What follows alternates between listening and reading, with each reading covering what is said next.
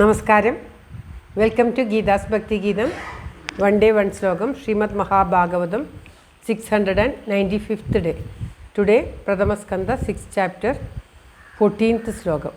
Four details please see the description box.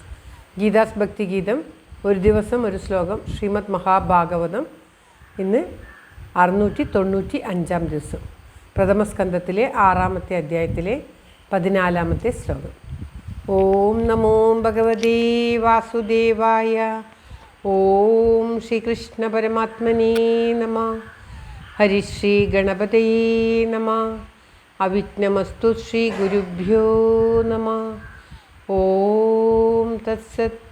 കൃഷ്ണം നാരായണം വന്ദേ, കൃഷ്ണം വന്ദേ വ്രജപ്രിയം, കൃഷ്ണം ദ്വൈപായനം വന്ദേ, കൃഷ്ണം വന്ദേ പൃഥാസുതം.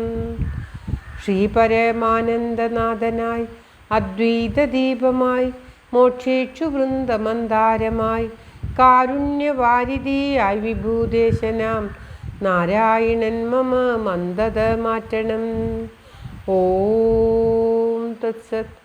ശ്രീമദ് മഹാഭാഗവതം പ്രഥമസ്കന്ധത്തിലെ 6ാമത്തെ അധ്യായത്തിലെ 14ാമത്തെ ശ്ലോകം. ഏക ഏവാദിയാദോഹം അദ്രാക്ഷം വിപിനം മഹത്, ഘോരം പ്രതിഭയാഘാരം വ്യാളോലൂകശിവാജിരം. ഓം തത്സത്. ഏക ഏവാദിയാദോഹം അദ്രാക്ഷം വിപിനം മഹത്, ഘോരം പ്രതിഭയാഘാരം വ്യാളോലൂകശിവാജിരം. ഓം തത്സത്. പദം പിരിക്കേണ്ടത് ഏക ഏവ അതിയാത അദ്രാക്ഷം വിപിനം മഹത്, ഘോരം പ്രതിഭയാകാരം വ്യാളോലൂകശിവാജിരം.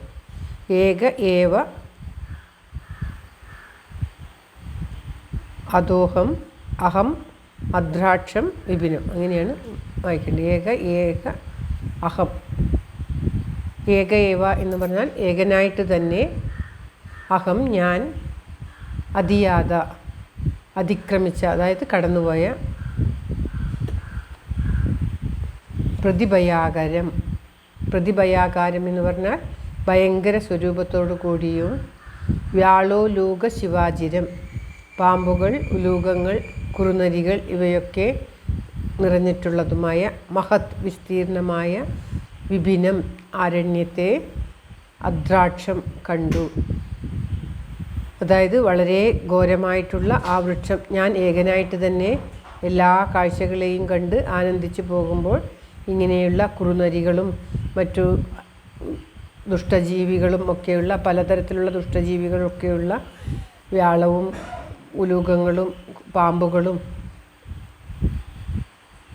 എല്ലാം നിറഞ്ഞിട്ടുള്ള, അവയുടെയെല്ലാം ക്രീഡാസ്ഥലമായ, വ്യവഹാര രംഗമായിട്ടുള്ള വിസ്തീർണമായ ആ ആരണ്യത്തെ, കാടിനെ കണ്ടുകൊണ്ട് ഞാൻ കിഴക്ക് ഭാഗത്തേക്ക് പോയി. വടക്ക് ഭാഗത്തേക്ക് പോയി. വടക്ക് ദിശയിലേക്കാണ്.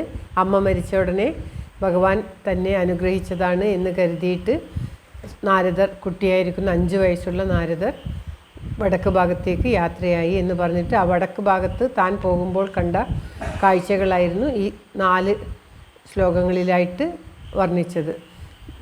പർവ്വതങ്ങളെയും രത്നങ്ങൾ പോലെ നിറഞ്ഞിട്ടുള്ള ഖനികളെയും മറ്റ് പക്ഷിമൃഗാദികളെയും പലതരത്തിലുള്ള ശബ്ദങ്ങളെയും ഒക്കെ, താമരപ്പൊയ്കയെയും ഭഗവാൻ ദേവന്മാർ സേവിക്കപ്പെടുന്ന ബഹുവിധ ശബ്ദങ്ങളോട് കൂടിയിട്ടുള്ള പക്ഷികളെയും താമരപ്പൊയ്കകളെയും ശരങ്ങളും ഇവയുടെയൊക്കെ കുശങ്ങളും കൊണ്ടുള്ള കുടീരങ്ങളും ഒക്കെ ഞാൻ കണ്ടു. അവിടെ ആ ഒടുവിലത്തെ ശ്ലോകത്തിൽ പറയുന്നത് കുറുനരികൾ, കൂറ്റൻ പാമ്പുകൾ ഇവയൊക്കെ, കൂമൻ എന്നാണ് ഉലൂക ശിവാജിരം, വ്യാളോ ലൂക ശിവാജിരം, പാമ്പുകളും കൂമനും കുറുനരികളും ഒക്കെ നിറഞ്ഞിട്ടുള്ള ആ ഭയങ്കരമായിട്ടുള്ള അവരുടെയൊക്കെ ക്രീഡാസ്ഥാനമായിട്ടുള്ള ദുസ്സഹമായിട്ടുള്ള ഒരു കൊടുങ്കാട് കണ്ടു എന്നാണ് ഈ ശ്ലോകത്തിൽ പറയുന്നത്. വടക്ക് ദിശയിലേക്കുള്ള നാരദരുടെ യാത്ര നാരദർ വർണ്ണിക്കുകയാണ്. അന്ന് 5 വയസ്സായിട്ടുള്ള തൻ്റെ ആ യാത്രയെ അതൊക്കെ കണ്ട് ഭയപ്പെടുകയല്ല ഉണ്ടായത്. അതൊക്കെ കണ്ട് ആനന്ദിച്ചുകൊണ്ടാണ് നാരദർ നടന്നു ചെന്നത് എന്ന് ഈ ശ്ലോകത്തിൽ പ്രത്യേകം എടുത്തു പറയുകയാണ്. ശ്ലോകം ഒരിക്കൽ കൂടി. ഏക ഏവാദിയാദോഹം അദ്രാക്ഷം വിപിനം മഹത് ഘോരം പ്രതിഭയാകാരം വ്യാളോലൂക ശിവാചിരം സർവത്ര ഗോവിന്ദനാമസങ്കീർത്തനം ഗോവിന്ദ ഗോവിന്ദ. ഓം നമോ ഭഗവതേ വാസുദേവായ.